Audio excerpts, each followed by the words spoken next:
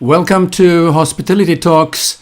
And here my name is Sam-Erik Ruttmann, and next to me is my co-host Abid Butt. Happy New Year, Abid. Happy New Year, Sam. Great to be back. It's good to turn the page on 2020. Oh, sure is. It's been a very interesting year, and before we start anything, I want to just share a cartoon, and I will just describe what the cartoon says, and it describes perhaps something how some people feel about it. Imagine that there's a fire in two buildings. On the one side, left side, there's a building. It says 2020, and below there is the fire brigade, and the guys are holding the jumping sheet to rescue the person who's jumping from the building. So, and on the opposite side is another building which is on fire also, and there's 2021. So now the person is jumping from the 2020 building, hits the jumping sheet, and then bounces like a trampoline into 2021. So I really hope that we don't have a continuation of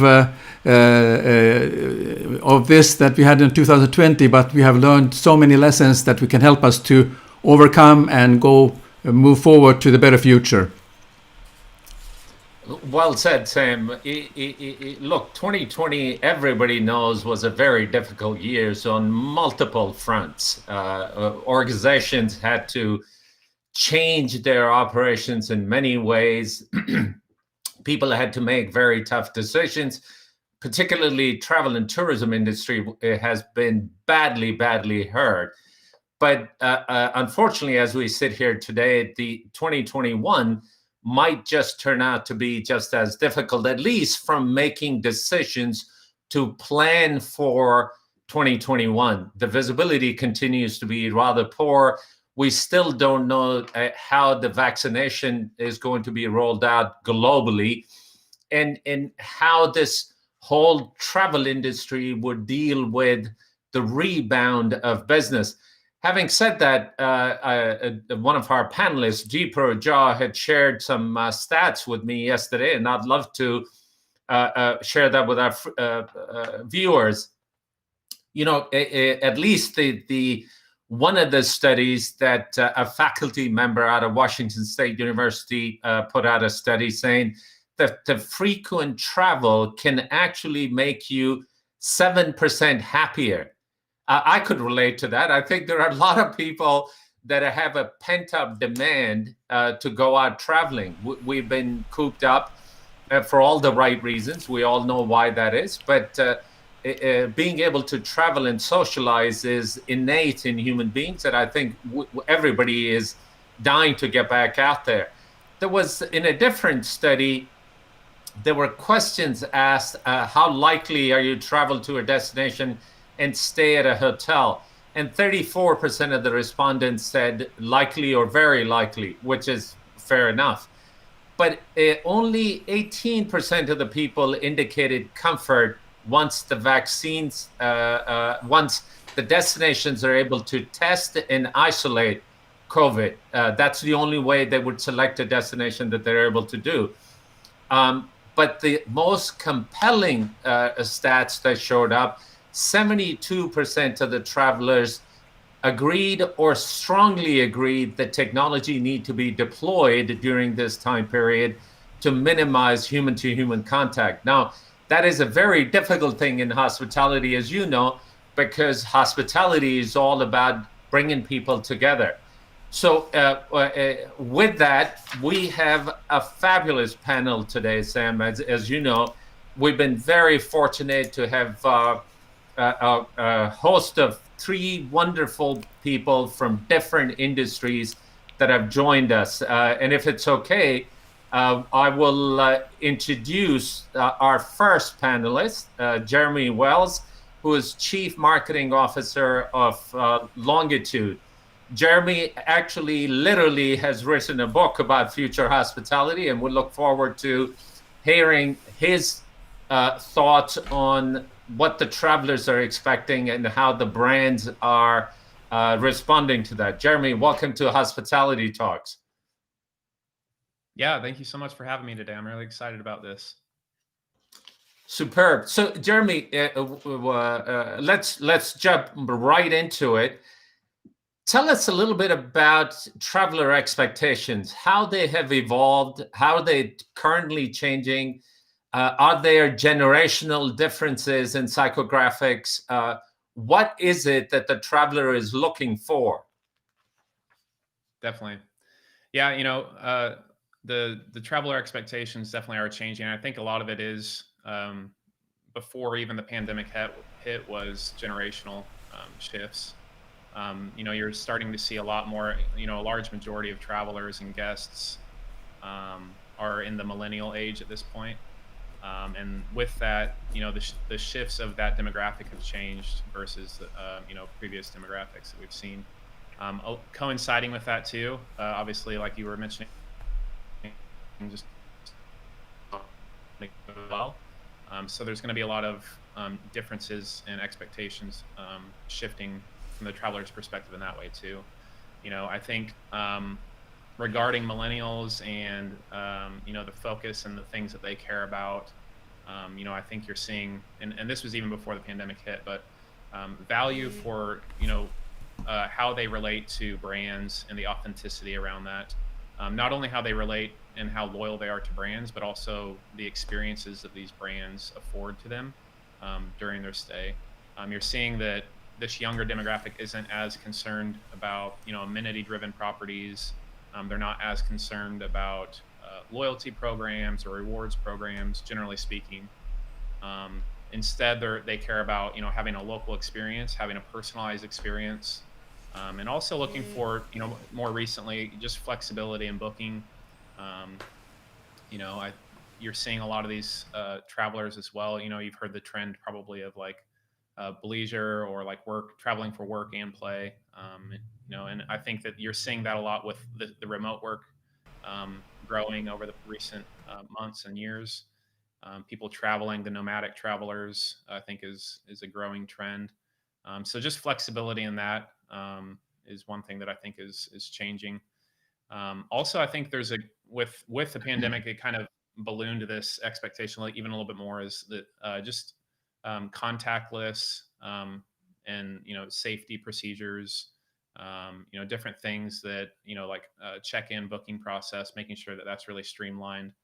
Sometimes guests don't even prefer to even see anybody at the front desk anymore. Sometimes they just prefer to go right to their door, check in, and never talk to anybody. So it's this idea of kind of this. I heard the first time I heard the term was from Robert Blood with Lark Hotels, but he mentioned the word prescribed hospitality, and it's this idea of personalizing the guest experience to what they want and not forcing them into a mold of what you have. And so I think a lot of people are looking for that now. And independent hotels are have been and continue to be have a competitive edge as well with this type of demographic too, for all the above reasons I mentioned, like the local experiences, the personalization, the unique factors. So those are just some things that we've seen with a lot of the people we've been talking to and the people we work with. Well, fair enough. I guess the consumer has gotten much smarter, and they really do want a service delivery on their terms. But what do you think the hotels can do to uniquely position themselves? What services are must-have in this day and age? Yeah, positioning is a topic we always work with all of the people we talk with and the brands that we work with.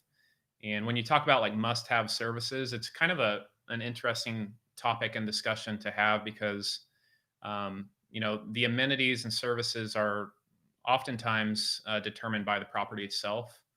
And some of the amenities that I just mentioned or the services I just mentioned of like the touch-free and contactless, things like that are expected. And at this point, I would call them must-have as well. But other amenities, might not be as expected, and it might offer you a competitive edge. But it really, when you're talking about positioning, it comes back to what's the market look like in your area, what's the need that's out there, how can you position yourself according to the others in your market, and also the travelers and the guests, how can you what are they looking for as it regards to property. And so for some, that might mean a food and beverage program, will be a huge hit and like really leaning into that.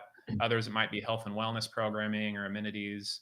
So it really just depends on your property and the opportunities you have there, the talent that you have available at your property as well. I think those are kind of the overarching questions that we ask all of the people we work with is, don't try to be something that you're not. Don't try to add amenities that don't fit your brand. Don't try to just do services or provide services because other people are doing it. It needs to be coming from a place of knowing your brand, your vision, your mission, and making sure there's alignment there. Because sometimes, not every hotel needs a food and beverage program. Not every hotel, needs even a fitness center or any of these types of things. You need to really lean into what are you going to offer that no one else can. And it's when you're talking sea of white noise, so to speak, and when everyone else is zigging, you need to be zagging.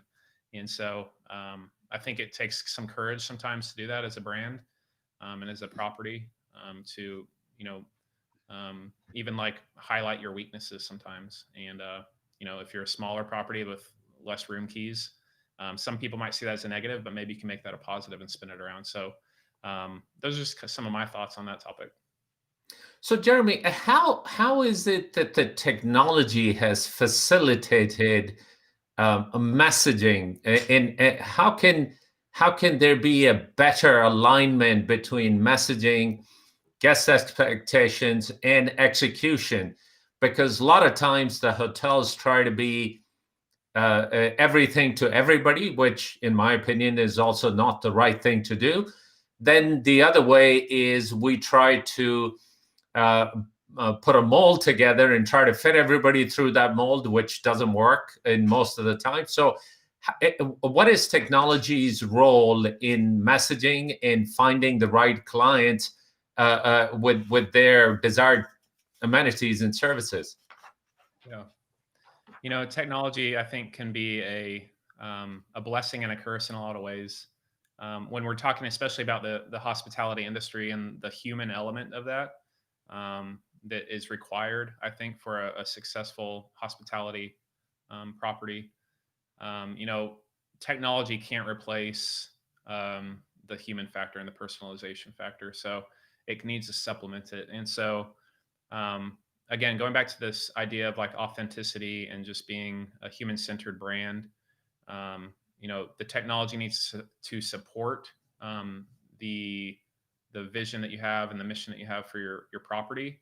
But it doesn't need to get in the way of it and doesn't need to become a hurdle for a guest. We see a lot, some of the more common culprits in this are through the booking process. There's a lot of clunkiness there oftentimes with the brands that we're working with.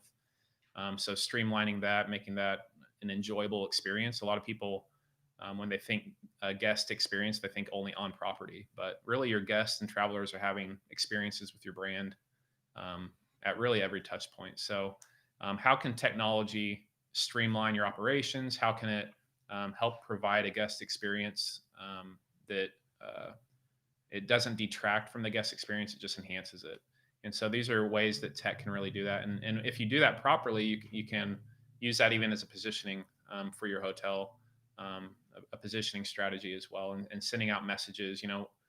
Like I just mentioned, more recently, that some technology coming through is like this idea of contactless and touchless menus and like all these different types of things through the on-site experience. So that can be a feature of your property, but when you're using that as a messaging standpoint, when it's this whole idea of like features and benefits, a lot of people will promote the features of the property. We do this, we have this amenity, we have this service, we do all these great things, but they don't really ever focus on the benefit to the customer or to the guest. So I think when you're talking from a messaging standpoint, don't get lost in the weeds as far as explaining the technology, explaining the behind the scenes of it, explaining, all the tech, savvy wording or whatever. Really focus on the benefit and how that, after it's all said and done, how your guest is going to walk away with a better experience, going to be have a overall just enjoy the stay better with you.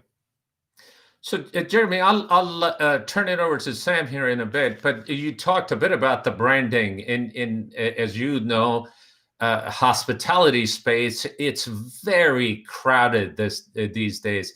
Apart from some of the legacy brands or larger company branded hotels, there are individually branded hotels as well. There are more brands being introduced in this industry than possibly I've ever seen. How does one property differentiate themselves and connect with the right customer in this really crowded, noisy space? Yeah, it's a great question. This is you're seeing this even more like recently. We've been getting a lot more inquiries lately of people, independent operators and owners who own these properties that were previously flagged, but now and reposition their property and rebrand and everything. And I think a big part of that, like you said, it has been oversaturated a lot of markets. So it goes back to this study of your market, getting into your guest's mindset, a lot, the common SWOT analysis, strength, weaknesses, opportunities, threats, things like that, kind of thinking through a lot of these in a deep way. And a great example of this is, we're working with a property right now that's a small property up in Northern California. And he, wanted to rebrand that property and make it represent something that, people in that area would get behind, the local crowd would get behind, and also it attract people. He's up near San Francisco as well. And so you have a lot of the weekend travelers, a lot of the people wanting to get away from the city for a nice stay. But, the positioning for him as we went through that process, there was a lot of what some people might consider a negative aspect to his property. It's a very small room count. He doesn't have any opportunity for really any food and beverage type programming. There's not much public use space there. But we've turned that into a positive light and spun it in a way where it makes it feel like a more authentic, intimate experience. And we're translating that through the messaging, through the branding. And it's really this idea of like, everyone else is trying to do this. The chains are trying to do this. The chains are trying to accommodate here, offer these amenities. Those are all great and fine. But if everyone is doing that in your market, it's hard for you to stand out, and it's hard for you to carve out your own, niche in that market. So just having a perspective and not being afraid to be different. I think a lot of people, when they are going through a branding process, we've seen this a lot with some of the clients we worked with, is they say, well, XYZ brand is doing this. So, all these brands are doing this. So we need to do this also because everyone else is doing it. And, that it does take courage, and it does take boldness for a brand to say, yes, everyone else is doing that, but is it the right choice for us? And so I think those are the best positioned properties. And you see that, through a lot of really unique independent brands. And, you see that kind of mindset, and it usually pays off. And it feels risky at the time, but I think more often than not, it's a good investment and good mindset to have. Well, a lot of times what I've found out that we really don't take the time to get to know our targeted audience and our consumer base as to who we trying to attract and who would enjoy the facilities and services we have. And then it turns out to be a bit of a roller coaster trying to catch up with what others are doing. So, but thank you. That was great insight. Let me turn it over to Sam here in a bit, and I'll be back with you in a couple of minutes. Sam, over to you. Thank you, Abid.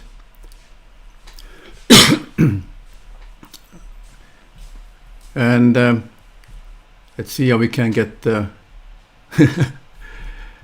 just a moment.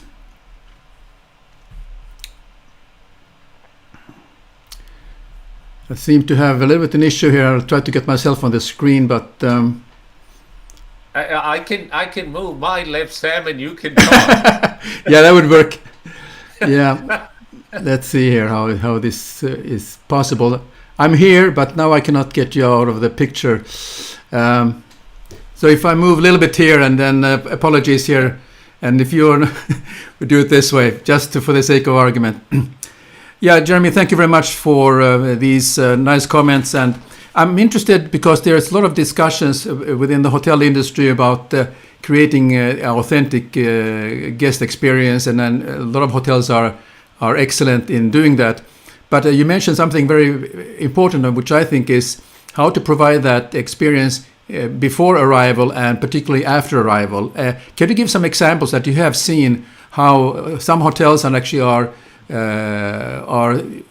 showing a good example how they can get in touch with the customer in the way that and create that relationship already before they arrive, and then particularly after they leave the hotel, sort of that has been creating some memories for them, and then they are looking forward to the next visit. What are some thoughts you want to share with our audience on that topic?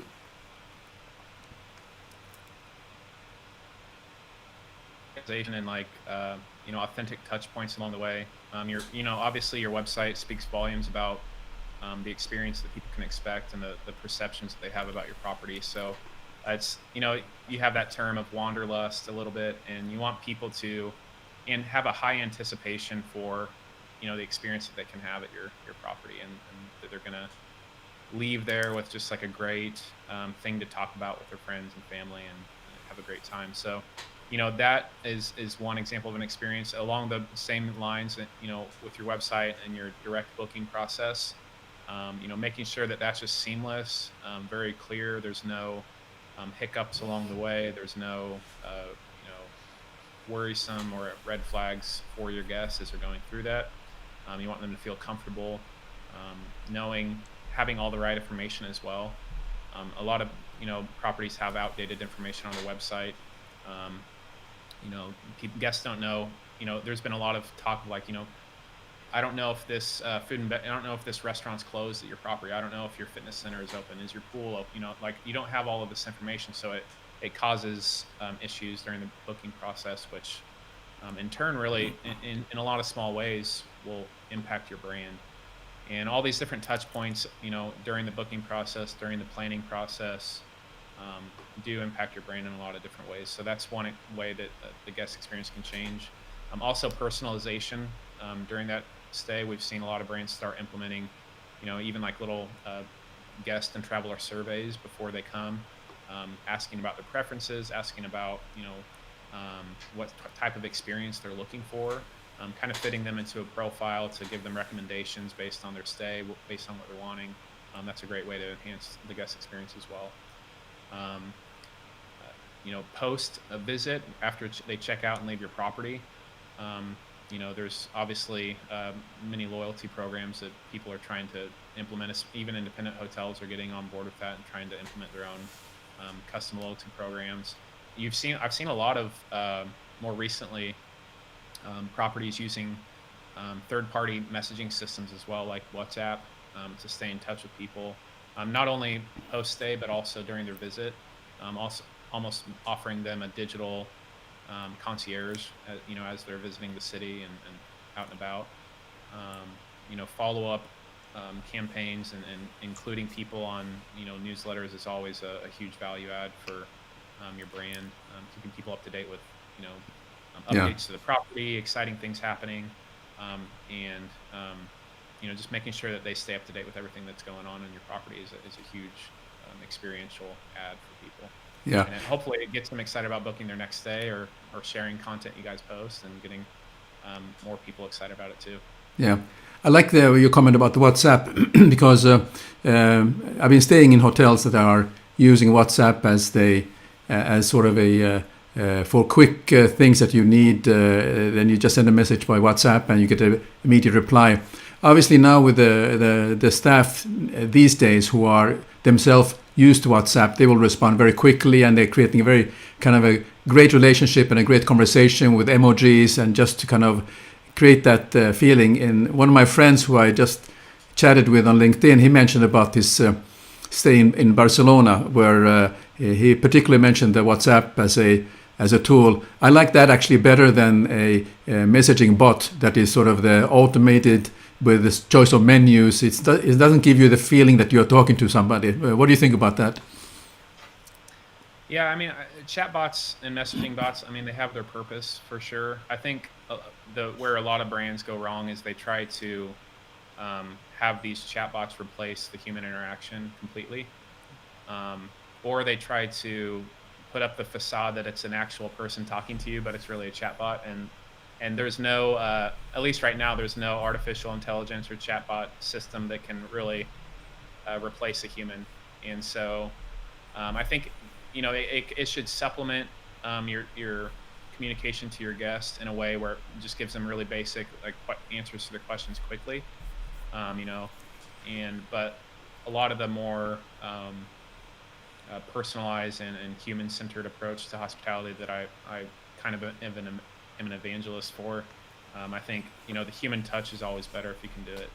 And, it's, with the pandemic, obviously staffing has been a big issue for properties as well. They've been running a lot more lean, efficient staffs in general. So sometimes it's hard to do. Methodology of technology needs to support and enhance your efforts and not replace them oftentimes when it comes to human interaction. So that's kind of what I've seen work the best, is just providing the basic, quick, easy information. Don't try to pretend like it's a human behind the bot, but just use it to supplement your actual interaction with your guests. Yeah, I just read something about an augmented reality, that it's sort of the big buzzword now, how to use augmented reality, and having with the latest smartphones, it's actually possible if the customer is prepared to download the app to create an experience of that. Have you seen anyone using this type of technology already in hotels, that they're using the augmented reality for kind of entertaining the guest? Or is it just something people dreaming of? Yeah, there's a lot of people dreaming about how to use that type of technology. I've seen it in instances where, like, before a visit, it can kind of give someone an experience of like what the hotel room actually looks like, what the property looks like, through your phone or through your tablet. So that's been a kind of a fun way to do that. I've also seen it in like more of a food and beverage setting as well. Obviously you already have a lot of people moving to touchless menus or online digital menus. But also I've seen recent technology of, people where you can have an augmented reality of the actual dish on the menu, see what it looks like in a bowl, and, with all the toppings and everything. And so that's kind of cool to see that on your table side as well. I think there's a lot of unique ways that augmented reality could be used. And I don't think it's fully tapped by any means at this point. And so I'll be interested to see how the future of that plays out. Yeah, right. Well, thank you very much, Jeremy. I thought about augmented reality because I looked at the IKEA catalog, and there you can look at a couch, and then you can place that couch in your room, and you look it through your iPhone or device, and there the couch is looking, and you can just see how does it fit your room, for instance. But I want to just give this now back to Abid for any final questions for you. So thanks very much for your input, and it has been greatly appreciated by many of our viewers already. Thank you, Sam. Jeremy, thanks for that input. If it's okay, just stay with us for a bit. There are lots of other questions that I have, but at this particular point, I would like to bring in our next panelist. And Sam, our next panelist is a banker by profession who has turned a leadership coach, an avid traveler that has probably gotten all over the place and really enjoys traveling. So not only that he experiences hospitality from a personal front, he has been helping leaders develop their organizations. John Lentini, who is the president for Bold Training Corporation. John, welcome to Hospitality Talks. Thank you. Happy to be here. Appreciate you having me. So did I introduce you correctly, that you're a banker turned leadership coach? That's right. I consider myself to be a recovering investment banker. I've spent over 20 plus years in investment banking, working in locations around the world. I guess I have to ask, is it the banking that pushed you into it, or did you find your passion through travels and seeing organizations struggle? Well, certainly it's I think a fair amount of all of those elements. All of the travel certainly opened my eyes to the different possibilities. But as I developed my career in banking, I was running larger and larger organizations. And the piece that I ultimately valued the most was the people agenda, was the mentoring, developing, retaining and hiring talent. Of course, I managed an assignment while I was in banking outside of my day job to develop a program on leadership development for one of our NGO partners, and that's really what sparked the interest, which culminated in what I'm doing today. Oh, fabulous, fabulous. John, if you don't mind, tell us a bit about organizational strategy and decision making. How does that play a role in success of an organization, particularly when we're dealing with a pandemic? Things are changing every other day. Things were changing even before pandemic, but it's kind of in a hyper scenario today. What role does that play in the success of an organization, and for that matter, success of leaders that lead these organizations? Yeah, I mean, firstly, I would argue that if you don't have a strategy, you don't have an organization. Strategy is where it all starts. Otherwise, your people and your organization lacks direction.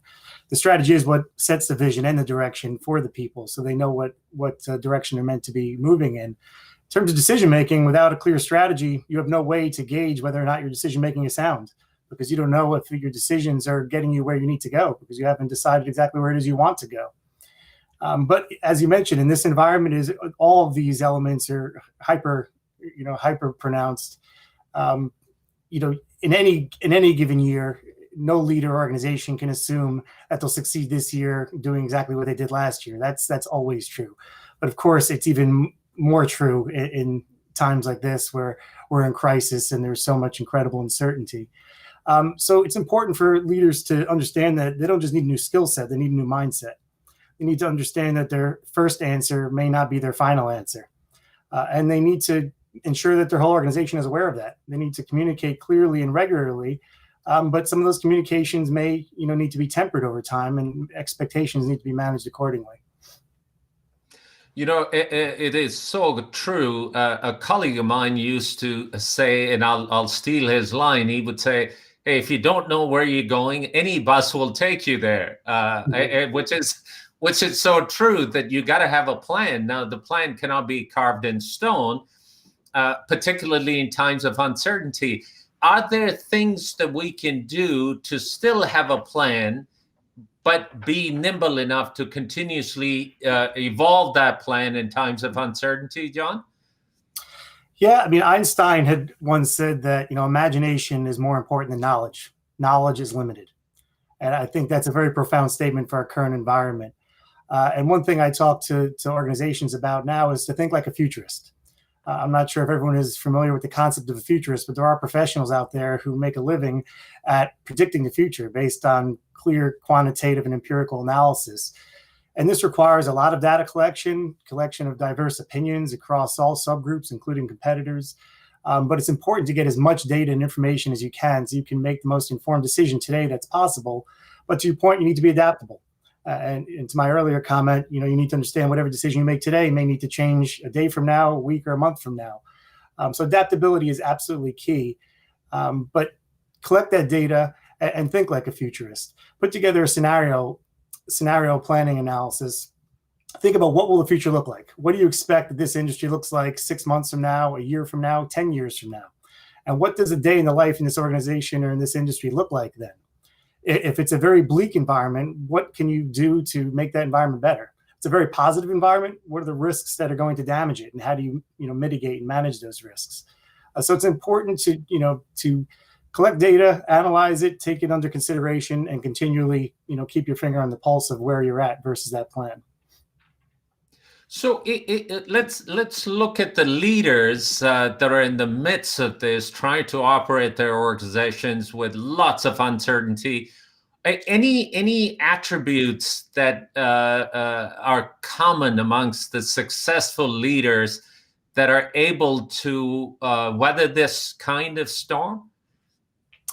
Well, one thing I would say is when I work with leaders in organizations, we work with them on 30 essential leadership skills. And of those, we consider 12 to be the key fundamental skills based on feedback we've gotten over the years from CEOs and business owners. I won't have time to go into that whole list with you today, of course, but what I can say is that of those, communication will always filter to the very top as being of the utmost importance, and it permeates all of the other skills. If you can't communicate effectively, you simply can't lead effectively. And in real estate, you'll often hear people say the three most important things are location, location, location. I say the same thing about communication in terms of leadership.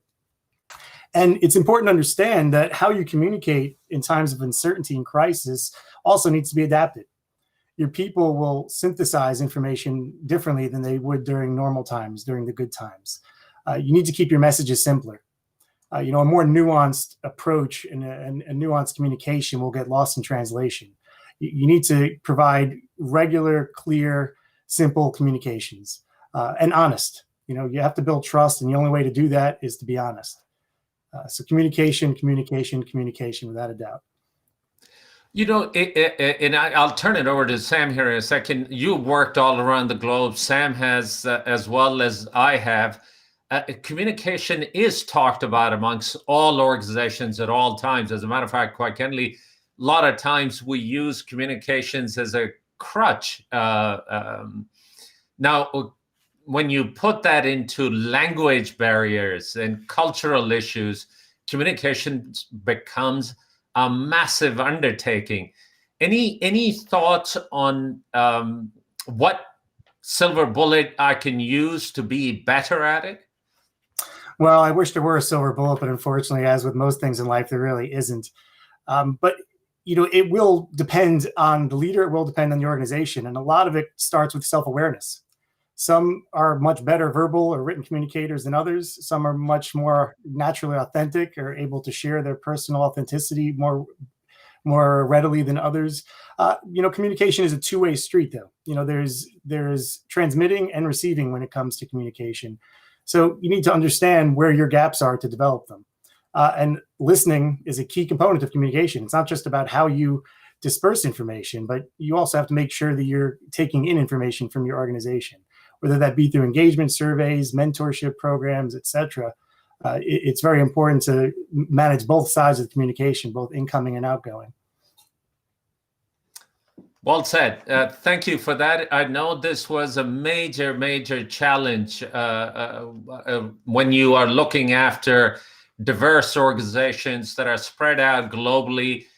It is just becomes even more important to be able to stay connected and speak the language that is understood almost at different levels of the organization. You got to change how you communicate. So thank you for that insight.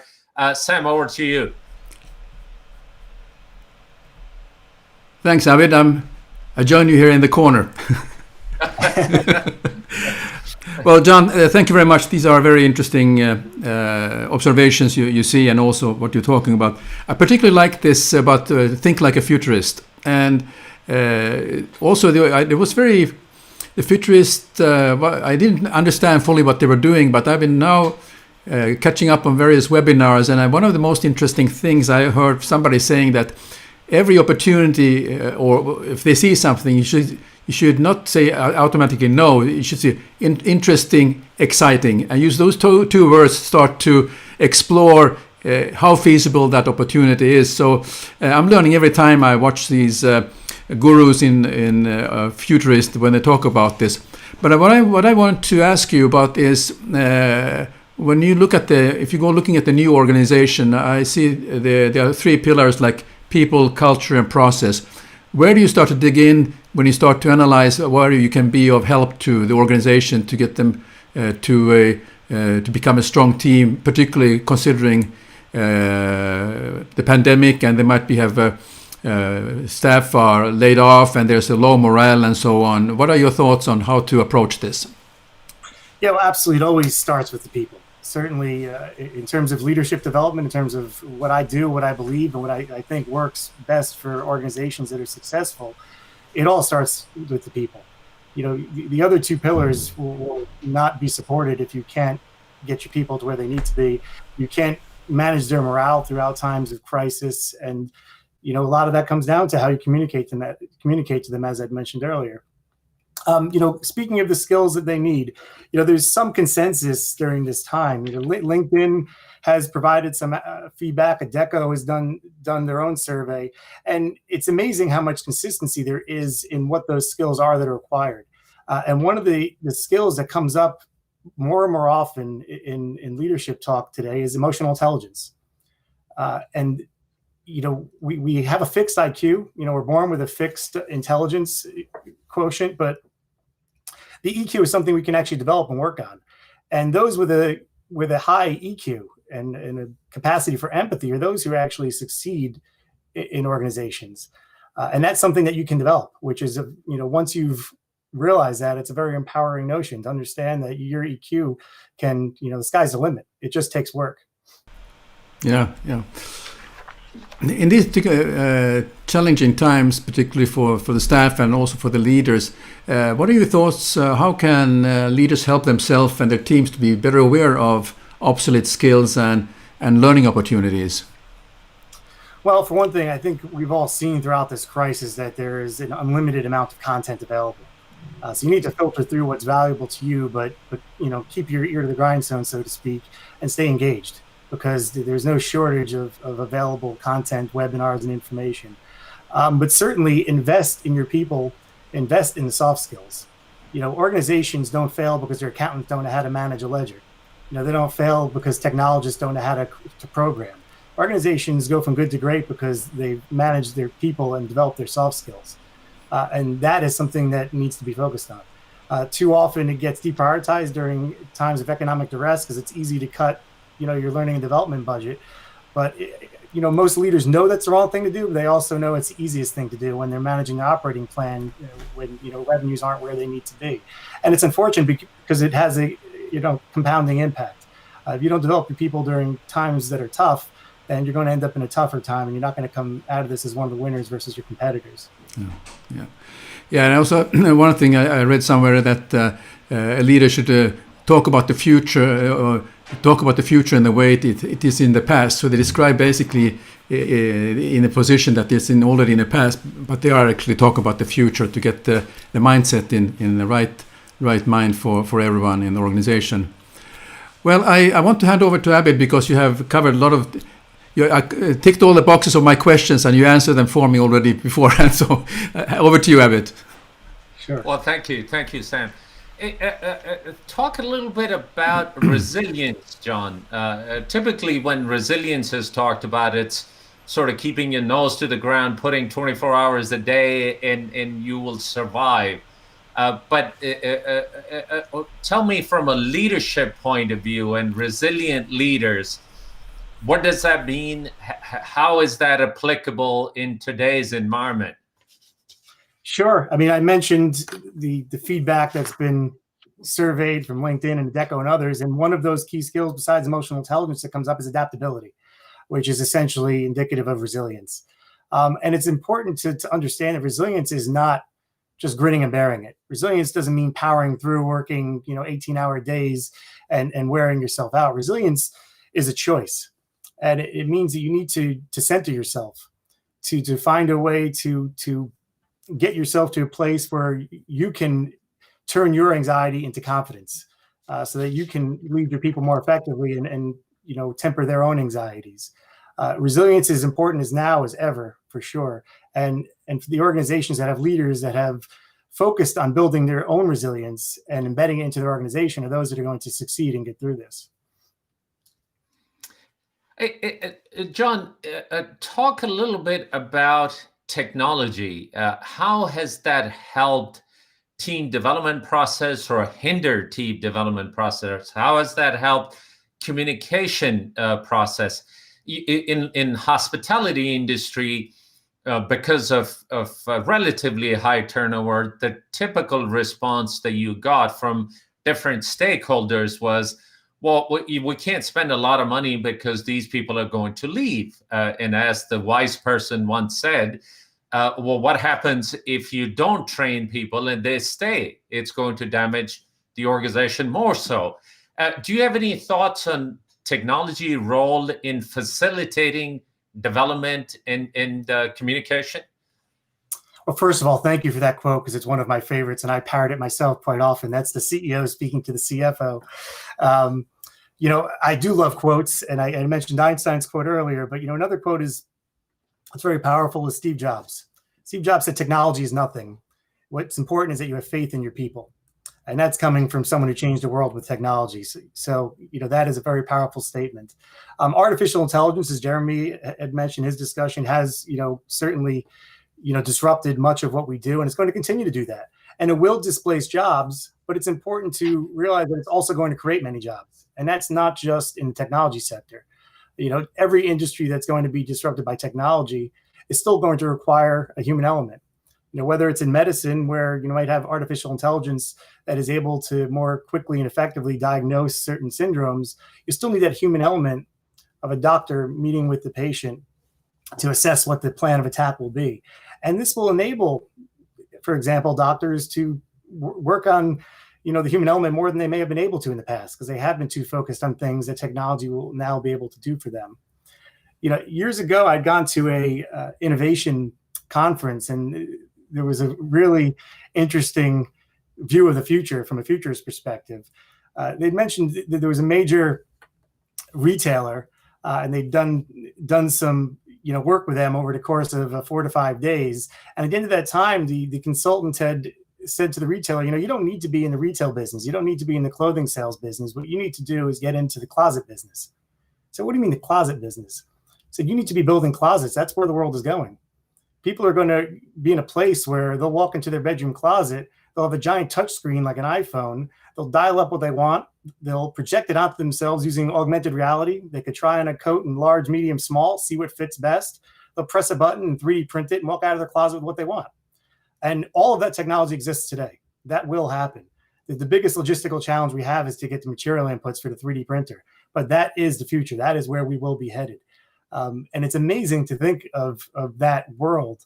But at the same time, all of that will still require a very human element that outsources, a lot of what is done with retail and brick and mortar to technology. But you're still going to require customer service. And I think that will be an opportunity for chatbots to actually be put into the background, because the human element will become that much more important. People will want to speak to a real representative. Too much technology will just, be a demotivating factor for the customer base. So we do need to think about where the human element is going to play a role.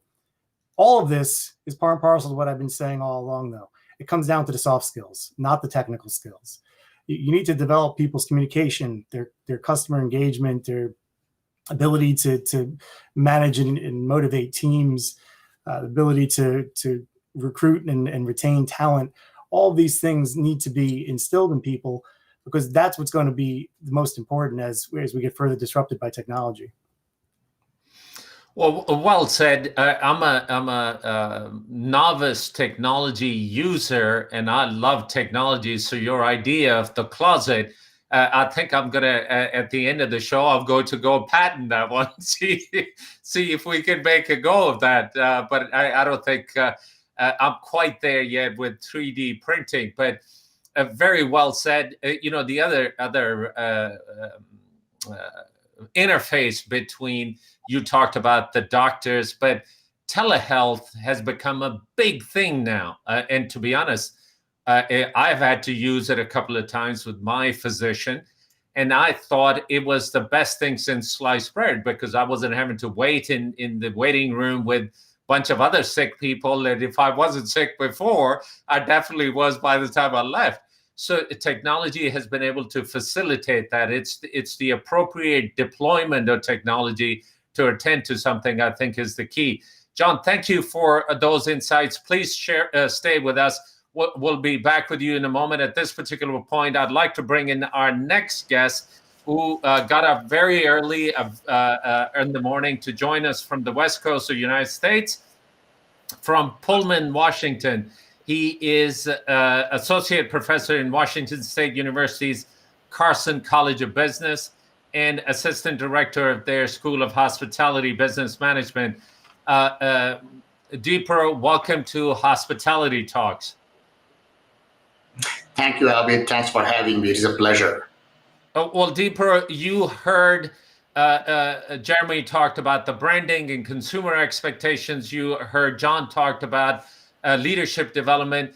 You are involved as an educator, developing future leaders, and also these folks are in the travel market themselves. So you can wrap this conversation up very well. Hence the reason we had you positioned at the tail end of it. So if you don't mind, we'll get right into it, and I'll focus on your educator side of things. Tell us a little bit about how the student life has changed over the years, and have we scared the heck out of these young men and women that are trying to pursue this career?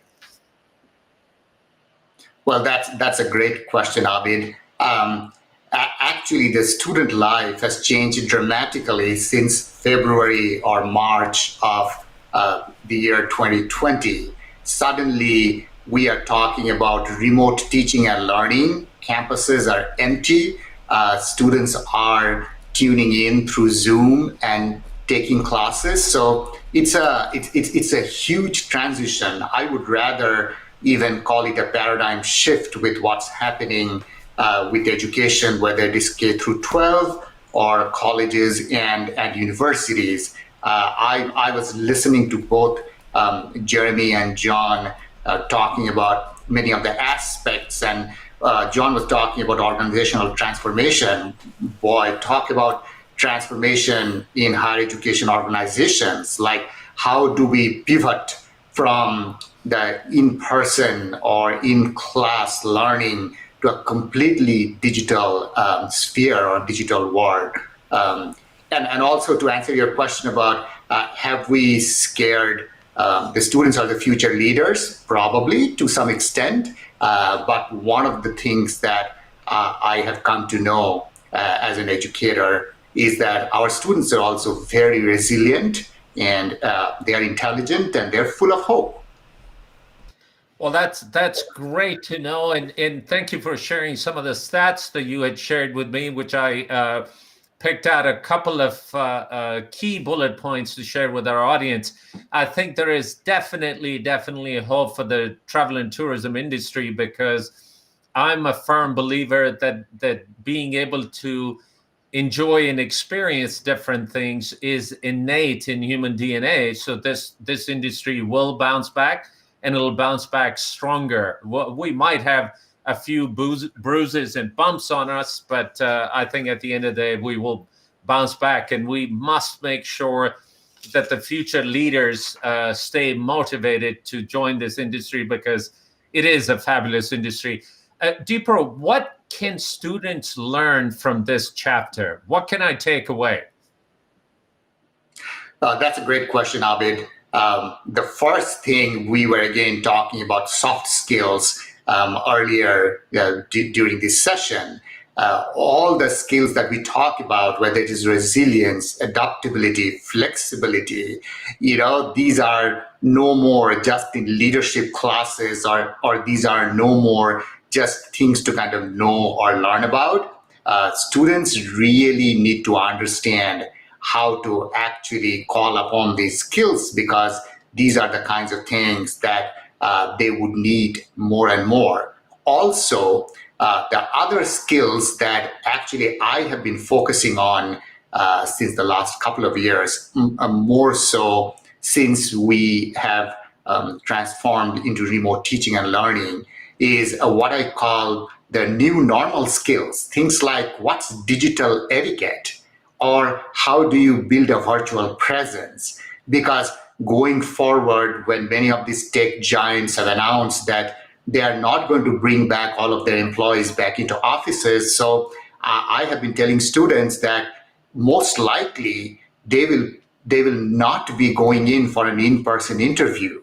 So and so how do they learn to be an effective interview candidate using for a lack of a better term, a little box on a Zoom or a Google screen or Microsoft Teams? So how do we teach them to manage all of that? So those new normal skills are extremely important.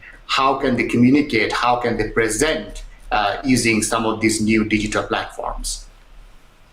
That's a very good point. Even though the newer generation is tech dependent, unlike the baby boomers that were having to sort of be forced into it, but the business use of technology and personal use of technology is entirely different.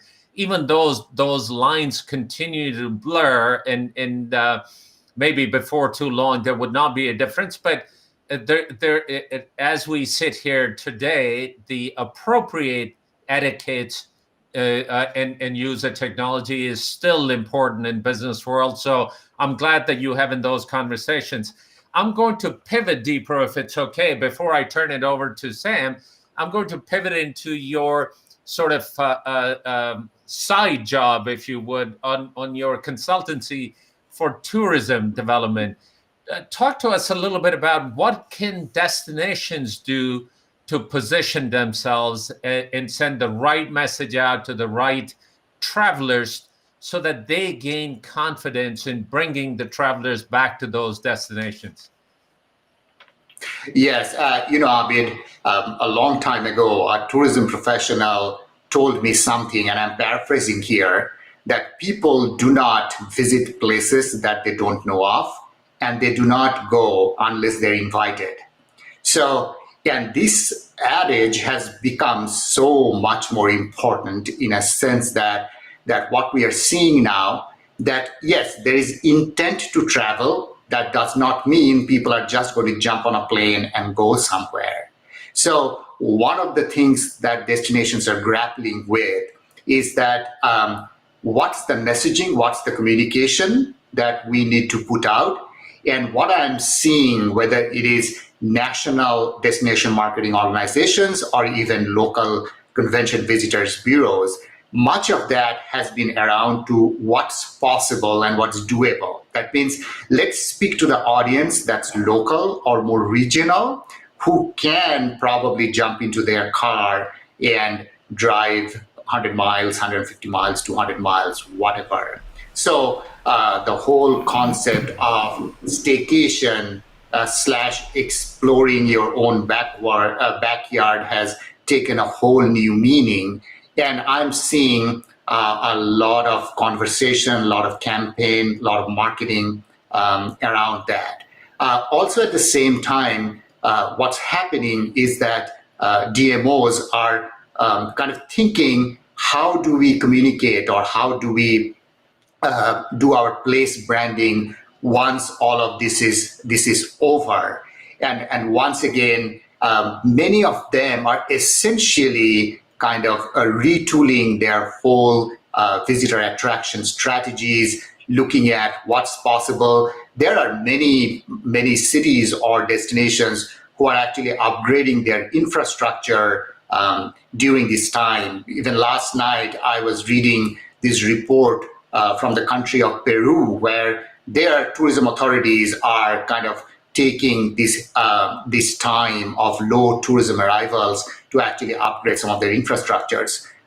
So I think the conversation is more built around what can they do to attract some of their local audience right now who have the intention and the wherewithal to travel, and also how far they can build out their place branding, if that makes sense. Well, look, if the reduction in tourism in many ways have given the Mother Earth a little bit of a breathing room, because as we all know, tourism can leave a massive carbon footprint. And I'm sure all of us have read, even places like Los Angeles and New York, the air quality is far better. London air quality is better. Beijing or Delhi is better.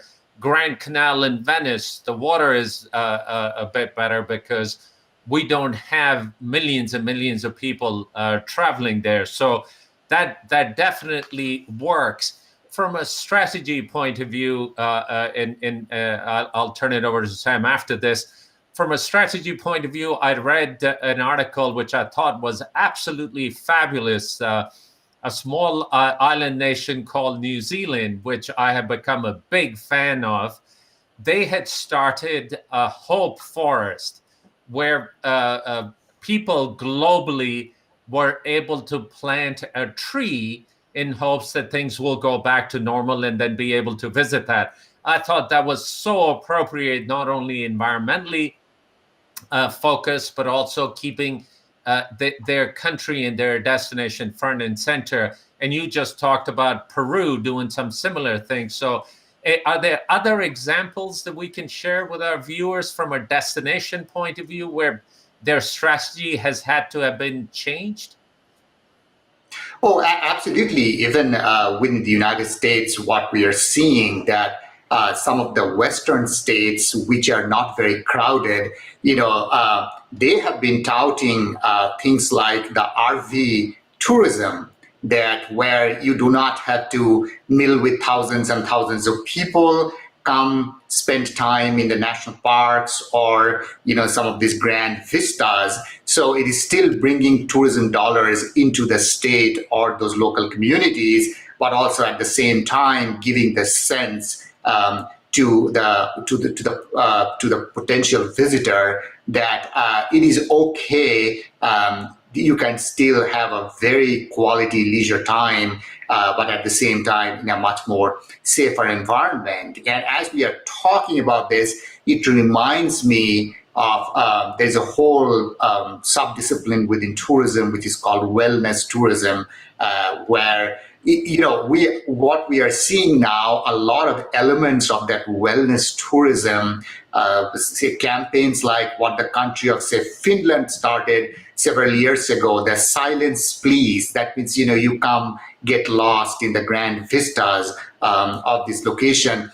Many of them are now actually revamping those kinds of campaigns to attract tourists. And we talked about some of the destinations, but also you spoke about the Hope Forest in New Zealand. Think about other things that's going on in the industry which are trying to give people hope. Like I was fascinated by Qantas and Singapore Airlines starting these flights to nowhere, where people can buy a ticket and get on a plane and fly for a couple of hours and come back and land in the same airport, so that they are just going stir crazy sitting at home. At least that gives you, one can argue it may not be environmentally very sustainable to do that, but once again it shows the innovation curve that's happening in the industry, that the idea is to just give some hope and give a different kind of a respite to people who would otherwise not have an opportunity to travel or fly. Well, Dipra, we've been delivering that right to nowhere experience in New York for the longest time. So our New York cabbies have been known for that for a very long time. But I think this is a great point where I'll turn it over to Sam, straight from Finland, so he can speak firsthand on the example that you brought up. Sam, over to you. Well, thank you, and thank you, Dipra, for giving a plug for Finland. I really appreciate that. I think Finland has had the challenge of for years that we're known for as a we have 4 seasons, and the Arctic has 8 seasons, according to the Sami people. And we were very successful of promoting just some limited things, and things that we are taking for granted are like silence are the things that now we are promoting as a reason to come here.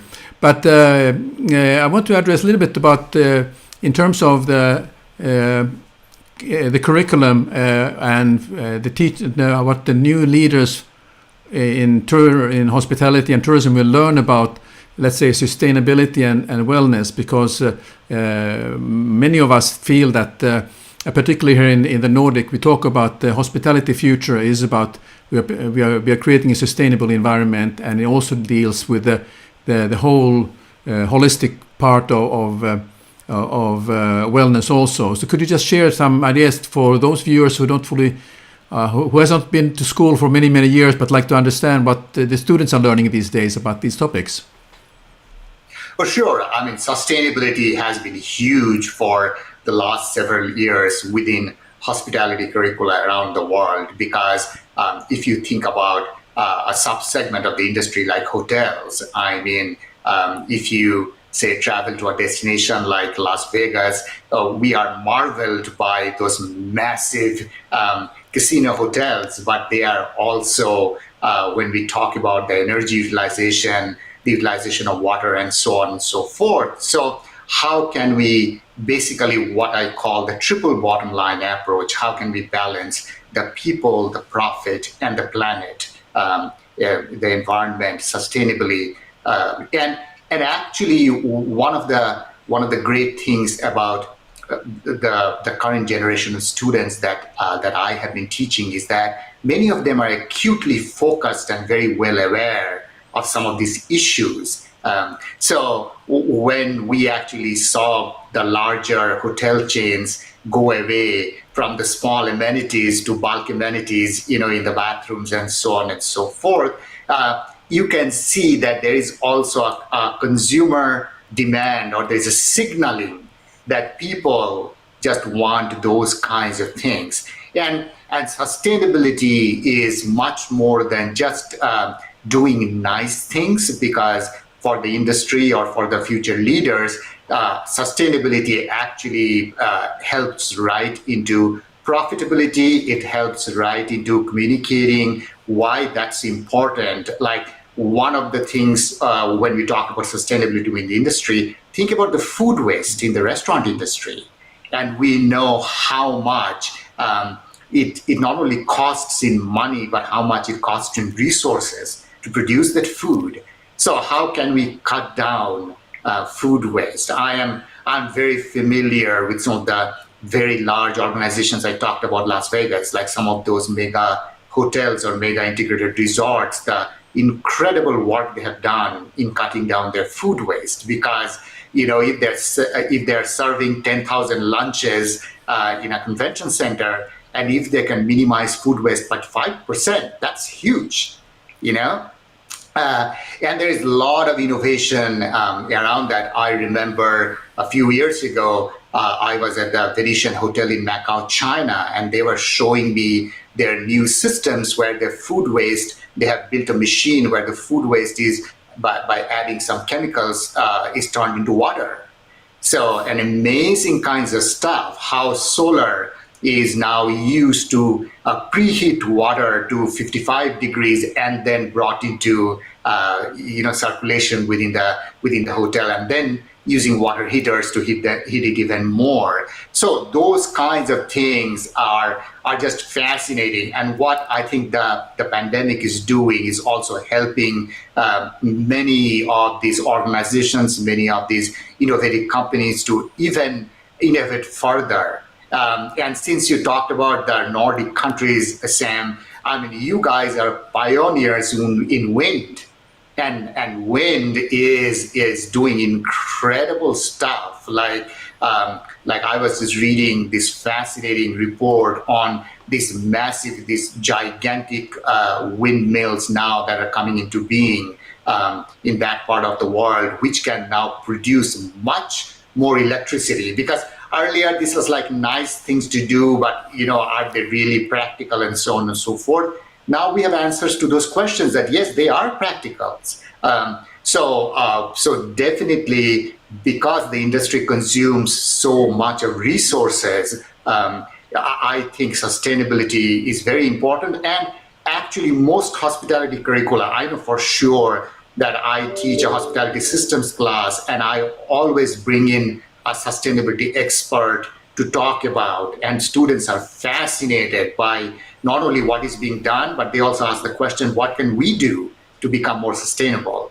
So when your ground up leaders are much more aware, then I think the C-suite executives will have to pay much more attention, because it's their entry-level workforce who are demanding some of these changes. Yes, thank you. There is now a big move. I mean, in Finland, for hotel architecture is becoming more of a modular architecture, because we are very concerned about the nature, that anything we touch on the nature will take 10 and 20 or 50 years before this nature will recover. So the modular hotels are becoming even more popular, and where we can put them into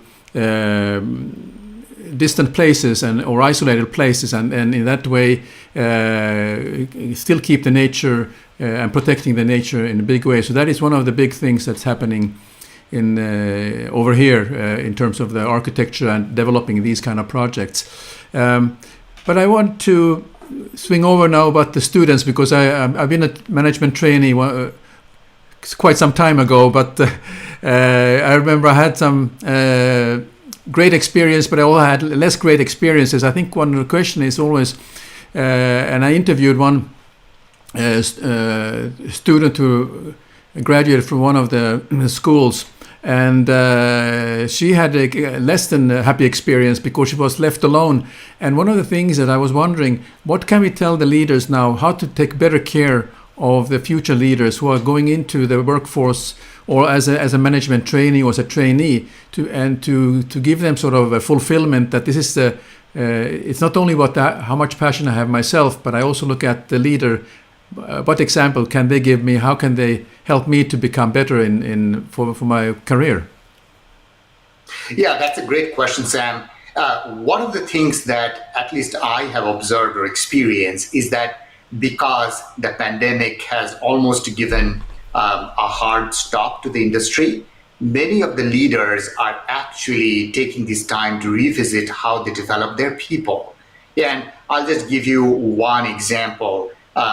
We have a Four Seasons hotel in Seattle. It's a spectacular property. And last semester, actually, I was in conversations with them, and not only their general manager and the executive team reached out and said, what can we do to connect with your students? But also in one of my classes, what they were able to do is that, you see, I am on the eastern part of the state and Seattle is on the western part of the state. I cannot take, say, 60 or 100 students for a physical tour of the property. So what they did is actually they organized a virtual tour of their hotel. So the hotel manager walked around holding up his phone on Zoom and gave a tour of the students, and they ended that tour on the presidential suite, where they had this little cake with the Washington State University Cougar logo made up. So once again, though they are physically not being able to connect with the students, I am seeing the industry taking a much more active interest in creating the pipeline, because all leaders know that, yes, right now the industry is hurting, but as we have seen in examples from China or Dubai, that when the recovery is coming, it is coming quickly. Like, say, from 15% occupancy, if you go to 80%, overnight, you would need talent, you would need people, and you need to develop that pipeline. So smart organizations, intelligent organizations, and brands, what I'm seeing is they are actually taking this time to make the connects with the future leaders and attracting the best of the crop, in a sense that, like I gave you this example of this Four Seasons hotel, so many of my students were fascinated by what they did. And there was this one-on-one connection with the general manager and the executive committee, though they were, just speaking to them via Zoom. So I hope that kind of give you an answer, Sam, and kind of help understand how the industry is pivoting to some of these things. Yeah, and what would you say then for the students? What are the tips for the students that they should pay attention to, that they are getting most out of their time when they are doing their traineeship? Yes. One of the things that I always keep telling students is that, be like a sponge, soak up as much skills and wisdom as you can. So one of the things that we have been doing is setting up this virtual mentorship program. So, if a student wants to go into luxury hospitality, and I have senior leaders from Four Seasons or Ritz-Carlton or some of these storied brands who are interested And I am telling the industry leaders, look, it is even better because earlier we used to reach out to you saying that, can you just devote 30 minutes of your time for coffee? But even for that coffee, you probably have to drive somewhere, something. Now, all you need to do is hop on a Zoom call and just spend 30 minutes or 45 minutes talking to a student. What does a general manager do? Take them through some of that stuff, get them excited, then connect with them with the people process or the HR people, and how can I apply? Are you doing internships? So one of my messaging to the students has been that yes, the pandemic is hurting in terms of there is no community. You probably are missing your friends. You are missing the campus life, the vibrancy of all of that. But also choosing your attitude in terms of choose your attitude and ask yourself, what can I do? So you can always make a connect with industry leaders. And I always tell people that how would you know if you don't ask? The maximum they can say is no. So what? There'll be 10 others who will be more than happy and be generous with their time because it is 30 minutes or 45 minutes of their day. So both for the industry as well as students, I think there are a lot of opportunities that we are seeing around this pandemic in how they can fashion their career. And a couple of other comments, for example, in the industry, some of the new things that we are seeing, events have moved virtually, or we are talking about hybrid events. Think about all of the stuff, all of the possibilities of that. We were talking about technology. So our students who can learn some of these new skills, how can I be a virtual event planner? Compared to the traditional role of an event planner who is always in person or physical. So those are some of the things that students can also kind of learn and do. Well, fantastic. A lot of good tips and advice. So Abid, over to you, or shall we bring everybody to the same screen? Yes, please do that. I know we're running a bit over, so let's bring everybody together. And John, if you don't mind, I'll ask you the next question relative to focus areas on developing, whether it's resilience or developing strategic planning skills. What are some of the focus areas that leaders can put into place to develop themselves and develop their teams? Well, I'm a bit reluctant to put one skill on it because I'm a firm believer that you really need to take a holistic approach. Leadership, you can't develop a skill that you think you need next week. You can't think I'm having trouble retaining talent, I need to take a course on retention, or I'm having a challenge of engaging my team, I need to take a course on engagement. Ultimately, you need to develop yourself holistically across the whole range of leadership skills so that you have your toolkit in place for when you face those challenges. You can't run out to take a seminar, when you're faced with a challenge. So if you're going to develop yourself as a leader, you need to do it proactively across the whole spectrum of skills that are required.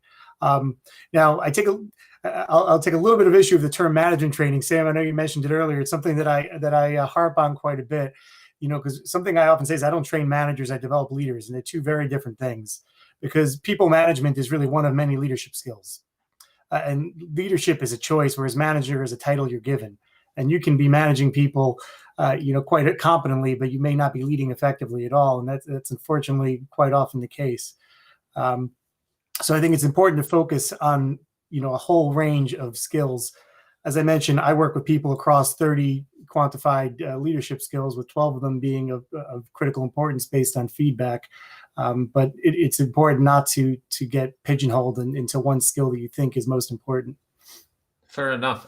John, it's funny you bring up management trainee. As a matter of fact, that was the name of the program that even I went through. Right out of school, I got hired. They had called the program management trainees, and it was just essentially cheap labor. But all kidding aside, I learned a lot. I still cherish it because, like Dipra was mentioning, honestly, at that particular point, my entire worldly possessions fit in the trunk of my car, and off I went. It was a great time. I also remember when I worked at a fabulous restaurant on top of the World Trade Center, windows on the world, it was a great time for me. I would go in, clock in, and do my thing and get out. I didn't have anybody else to worry about other than myself. As you grow in the organization, the equation becomes more complex. It becomes more challenging. Would you have any advice for future leaders that Dipra is working with? How can we start preparing ourselves right from the beginning? Yeah, I mean, get involved with a leadership development program. Focus on the soft skills. It's easy to take them for granted. It's easy to think you need someone who has an MBA or has a CPA or whatever the skill that you need is. We often deprioritize these things, but focus on them with equal or even greater priority than you would the technical skills. And that is what's going to move the dial on your organization. Because your greatest asset as a leader is really to develop other leaders. Your succession planning is you want to find a way to get someone who's in your organization who is better at what you do than you are. We should never be afraid to develop ourselves out of a job. There'll always be a place in organizations for people who can do that.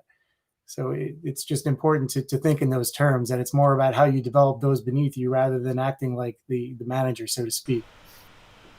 Fair enough. Dipra, a question for you as an educator, as an academic. If you are writing a case study for the time that we're going through today and how the organizations have adapted themselves, what would that case study look like, and what would be the learnings from it? Oh, I could probably write 200 of it, and I would all title them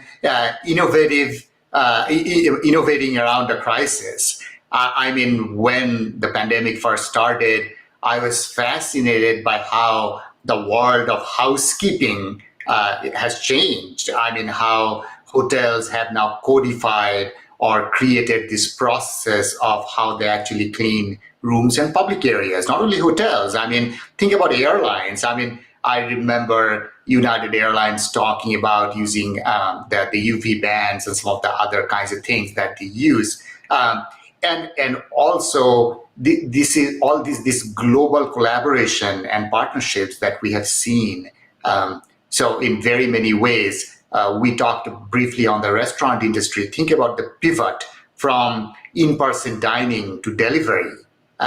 Restaurants who were able to do that quickly were able to sustain. And so I'm just saying that talking about case studies, there are so many in all of the segments. Like one of the things that really excites me, that yes, the industry is hurting, but also think about the incredible innovation that's happening.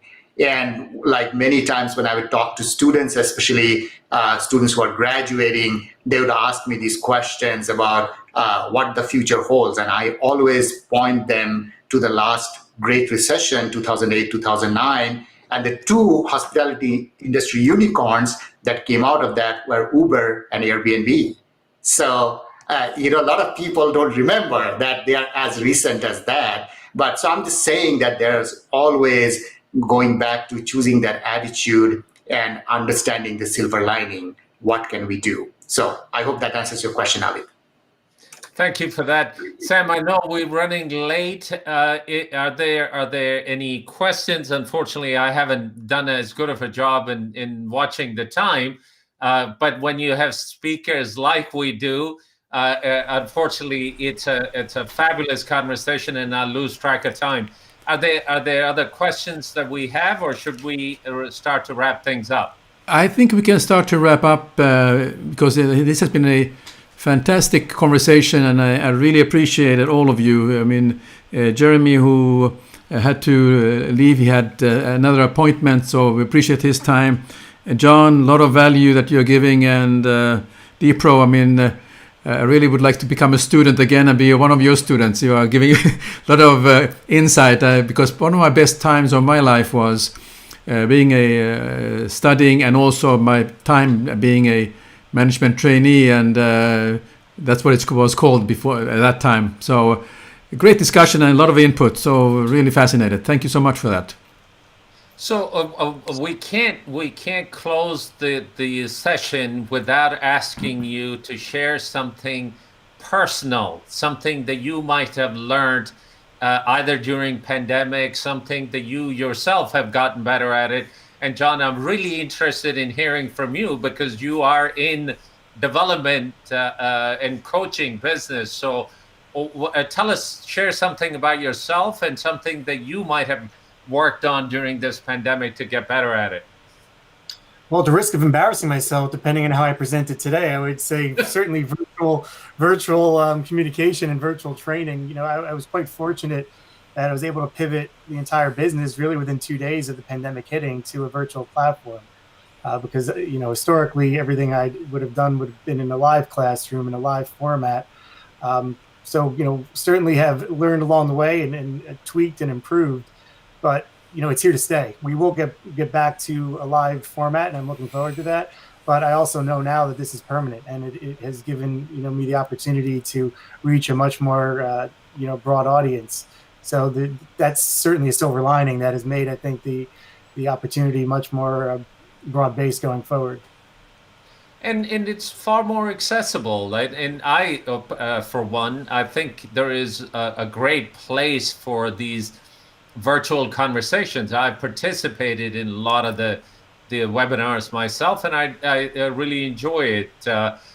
So thank you for that, John. Dipra, how about yourself? Anything personal that you would like to share?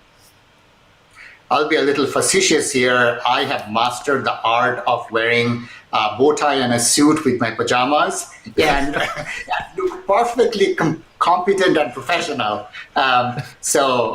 Yes, but on a serious note, I have come to appreciate the challenges of living at work, because that's what we are doing, in a sense that working from home means that's where we are living now. So understanding how we can separate our work life with our personal life has become a very important issue. And I think over the last year or so, I have gotten better with that.